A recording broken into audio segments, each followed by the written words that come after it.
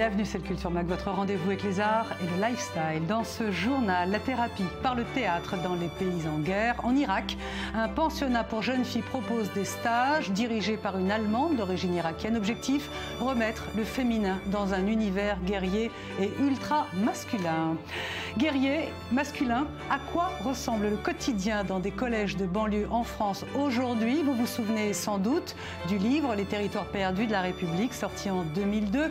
Cet ouvrage collectif a été réédité cette année et revisité cette année également. Un documentaire est parti constater l'éducation en France dans les zones dites sensibles. Il est diffusé sur une télévision française 12 ans après. Qu'en est-il de ces profs? Nous serons en ligne avec Georges Benayoun, le réalisateur de ce documentaire. Et puis, nous parlerons mode mixte, avec tout d'abord un designer italo-argentin venu en Israël faire défiler des mannequins israéliens et éthiopiens. C'est une première. Et puis nous irons à Paris parce que nous avons suivi la fameuse Cendrillon de chez Dior, une top modèle israélienne sortie d'une banlieue de Tel Aviv. Nous l'avons suivie pendant le prêt-à-porter. C'est un reportage exclusif. Voilà pour le sommaire. Merci d'être avec nous. Direction la France. En 2002, sortait un livre collectif titré « Les territoires perdus de la République ». Il est à l'époque boudé par une partie de la presse. Le livre mettait en avant le quotidien de profs dans des collèges dits sensibles. Il alertait en 2002 déjà sur l'offensive islamiste auprès des jeunes, le sexisme, le racisme, l'antisémitisme, l'impossibilité d'enseigner certains sujets. 13 ans plus tard, un réalisateur est parti retrouver certains de ses professeurs. Georges Benayoun, bonjour. Bonjour. Merci d'être avec nous. Vous proposez un documentaire sur la chaîne nationale française France 3. 13 ans après, vous êtes allé retrouver certains de ces profs. Est-ce que, tout d'abord, ils ont tous voulu parler et ceux qui n'ont pas voulu parler, pourquoi? Alors j'ai retrouvé les auteurs de ces livres, du livre qui était paru en 2002 et qui, Yanis Roder, Ben Soussan, Sophie Ferradian, qui eux sont toujours en collège, enfin en tous les cas pour Yanis, mais les autres professeurs que j'ai rencontrés n'avaient pas du tout participé. C'est des professeurs que j'ai rencontrés dans le cadre d'un voyage à Auschwitz, un voyage qui était fait dans le cadre de la formation qu'ils suivaient à l'enseignement de la Shoah. Donc oui. C'est des professeurs qui n'avaient rien à voir avec le livre au départ. Alors Georges, je propose qu'on regarde un court extrait de votre documentaire qui va passer sur la chaîne française et on reprend la discussion. D'accord. Ces enseignants y dénoncent un antisémitisme omniprésent, une pression sexiste toujours plus forte et un ressentiment anti-français très répandu. Au fil des incidents relatés dans ce livre, se dévoile une nouvelle culture de violence et parfois de haine. Alors c'est terrible, on a l'impression que rien n'a changé depuis le 2002. Pourtant, vous mettez un point d'interrogation au titre de votre doc. Est-ce que ça veut dire que tout n'est pas perdu? Ça veut dire que je ne suis pas sûr que ce soit des territoires perdus. Je pense qu'il y a eu entre-temps beaucoup d'efforts faits par les pouvoirs publics, enfin une prise de conscience surtout depuis Charlie, Hypercacher. Il y a une vraie prise de conscience. Je parle plus en fait. Pour moi, ce sont plus des territoires en souffrance, des quartiers en souffrance. Et je pense que c'est ça que voulaient dire les auteurs au départ. Est-ce que ça s'est aggravé? Est-ce que ça s'est... Je pense que ça s'est plutôt répandu. Je pense qu'on a à peu près les mêmes phénomènes. Ça s'est répandu, ça a muté. On a aujourd'hui des phénomènes qui prennent de l'ampleur, comme le complotisme et comme le retour du religieux, dont je parle beaucoup dans le film. Donc, c'est pas... Je pense que ça s'est beaucoup répandu. Je pense qu'aujourd'hui, l'antisémitisme est devenu un code culturel, comme le dit Yanis Roder dans le film, comme le soutient aussi Georges Ben Soussan, qu'il fait partie de l'environnement, aujourd'hui on dit un élève qui a un stylo qui marche pas, c'est un stylo feuge, tu ne veux pas me passer une feuille, t'es un feuge. Voilà. Oui, ça c'est les insultes au quotidien. Mais alors justement, en 2002, lorsque ce livre est sorti, les Némouches, les Méras étaient à l'école en France. Qu'est-ce qui, selon vous, dans votre enquête, n'a pas bougé? Je pense qu'il y a eu depuis 2002, mais même avant, il y a eu d'autres rapports qui sortaient avant, même après, comme le rapport Aubin. Je pense qu'il y a ce déni absolu qui étouffe un peu le débat public. En France, en tous les cas, on ne veut pas voir, on n'est pas... ce que dit Georges Ben Soussan très bien dans le film, on considère qu'une victime ne peut pas être un salaud. Or, une victime peut être un salaud. Et à partir du moment où on dénie à la victime, entre guillemets, de pouvoir être un salaud, on éteint totalement le débat et on se comporte un peu comme... voilà, on sait ce qui est bon pour ces gens-là, on se comporte un peu comme le colon avec un bon sauvage. Ouais. Le fait d'avoir éteint le débat a complètement provoqué cette stupeur dans la société française quand il y a eu cette explosion avec Charlie, quand il y a eu avec Mera aussi, beaucoup moins avec Mera. Alors justement, à propos de Charlie, il y a eu les polémiques que l'on sait après les attentats. Qu'est-ce que vous avez constaté auprès des professeurs? Quand même, toujours du désarroi, de l'optimisme? D'abord, une parole qui se libère. J'ai rencontré ces professeurs avant Charlie et je les ai filmés après Charlie. Et donc j'ai senti une parole plus libérée. Ils ont accepté de dire la réalité de leur expérience. Donc ça a été un vrai changement pour moi. Après, je pense que cette parole qui se libère a une incidence sur l'état d'esprit, le climat actuel qui est en France. Je ne dis pas, je pense que les débats sont sortis, les débats ont été soulevés, la fenêtre s'est un peu refermée. Après, on a le sentiment qu'on a un peu exploré ces débats, mais pour moi, pas vraiment, parce que je le vois avec les réactions de la presse aujourd'hui. Pardon, excusez-moi. Non, je voulais juste vous demander, Georges Benayoun. Avec les réactions de la presse aujourd'hui. Oui. Aujourd'hui, on s'attache plus par rapport à mon film à voir que cette implication de ces profs qui sont vraiment des gens formidables, mais on ne parle pas des problèmes de fond comme l'antisémitisme, le sexisme, l'homophobie ou autre. Qu'est-ce qu'on ne peut plus enseigner aujourd'hui? Qu'est-ce que vous racontez dans votre documentaire? Je pense qu'on peut tout enseigner aujourd'hui, et tous les profs le diront, on peut tout enseigner aujourd'hui, pour autant qu'on ait une relation avec les élèves vraiment forte, et qu'on ait aussi le bagage. Les profs ne peuvent pas tout savoir. Donc il faut qu'ils se forment et se reforment et continuent leur formation. Ils ont besoin d'un bagage fort. Aujourd'hui, autour de la Shoah, par exemple, qui pose des vrais problèmes. Moi, j'ai des profs qui m'ont dit on passe un documentaire sur la Shoah, certains de nos élèves nous tournent le dos. Oui, mais enfin, en même temps, on a vu le succès des Héritiers, inspiré d'une histoire vraie, jouée avec Ariane Ascaride. Donc là, il y a quelque chose qui est plutôt positif qui s'est passé aussi, non? Bien sûr, vous avez plein d'exemples comme ça, c'est pas le souci. Le problème après, c'est la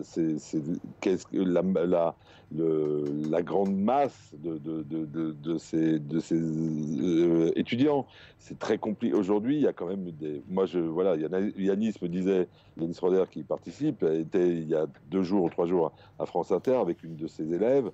Une de ses élèves lui dit, il pose la question à ses élèves, où sommes-nous ici? Elle dit dans le 16e. Il lui dit, ah super, tu sais. Il dit, oui, ici il n'y a que des Français et des Juifs.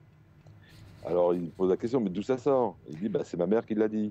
Donc on reste dans les préjugés, on continue à fabriquer ces préjugés. Et tant qu'on ne dira pas, tant qu'on ne fera pas ça, on n'y arrive pas. Je suis obligée de vous couper. Merci Georges Benayoun. J'invite tout le monde à regarder votre documentaire. Il passe en France sur France 3 jeudi soir. Merci. À suivre, de la thérapie par le théâtre à Bagdad, de la mode aussi. Nous avons suivi une top modèle israélienne à Paris. Elle est la nouvelle figure Dior. Elle fait sa rentrée pour le printemps-porté. En attendant, de la beauté avec le highlight du jour. C'est signé Sandy Fortis.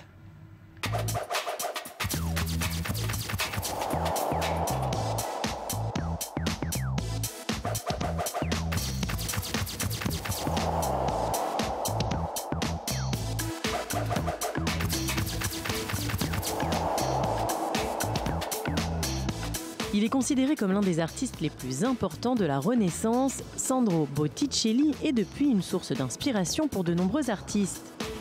Aujourd'hui, la Gemald Galerie de Berlin souhaite lui rendre hommage avec une grande exposition. Au programme, plus de 50 œuvres originales de Botticelli, mais aussi 150 autres que son art a inspiré. Des tableaux, dessins, photos et même vidéos ou objets de mode de grands artistes tels qu'Edgar Degas, Dante Gabriel Rossetti, Andy Warhol ou David Lachapelle.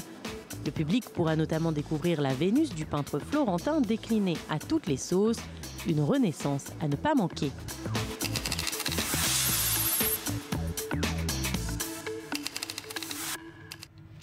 La célèbre maison Dior l'avait annoncé pendant la haute couture en juillet. L'un de ses nouveaux visages venait de la banlieue de Tel Aviv, une petite Cendrillon immigrée de Russie. Elle a fait son entrée au prêt-à-porter de Paris la saison passée. Léa Volberg, avec Sandy Fortis, l'a suivie à Paris en exclusivité. Reportage.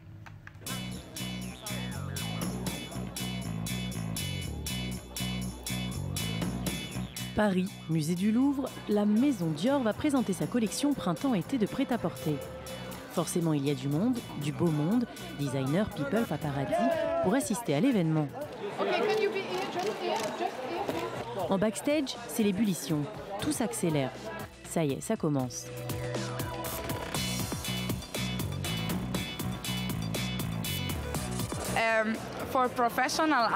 Quand on a l'œil professionnel, on voit à quel point elle est spéciale.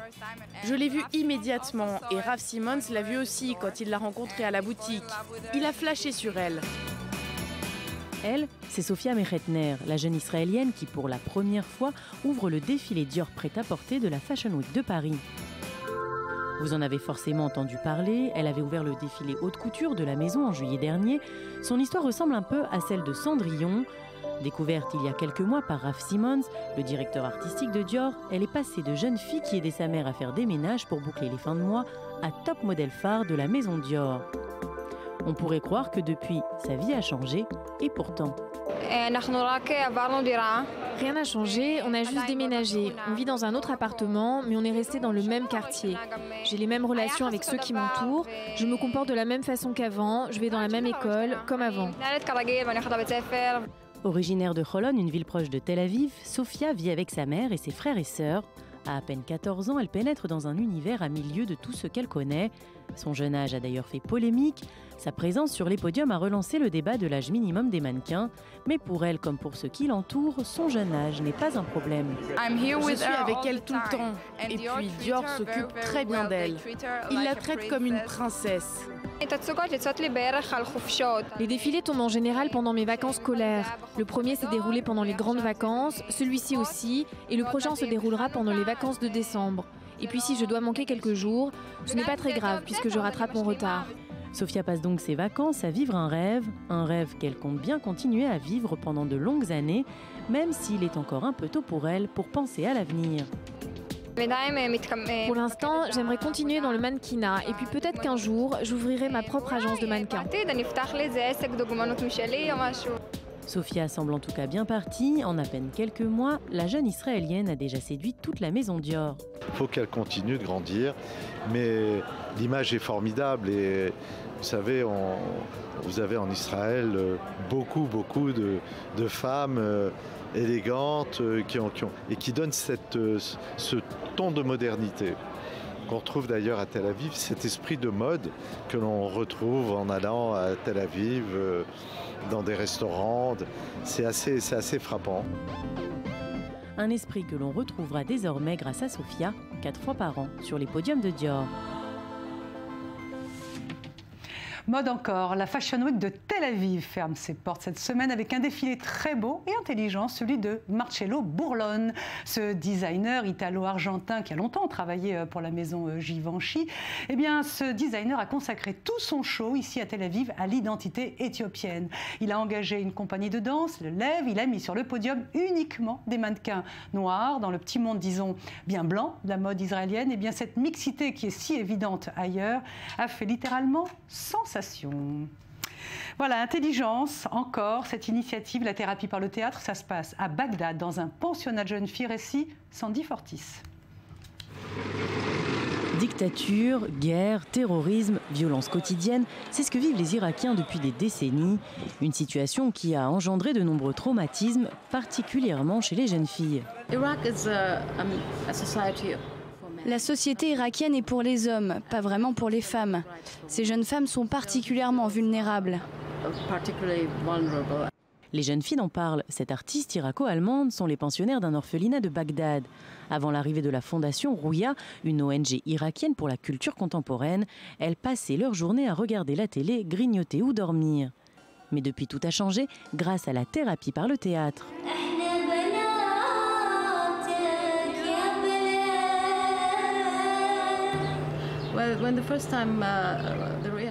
La première fois que la fondation Rouya a visité l'orphelinat, les filles étaient timides, elles se cachaient, toutes portaient un foulard.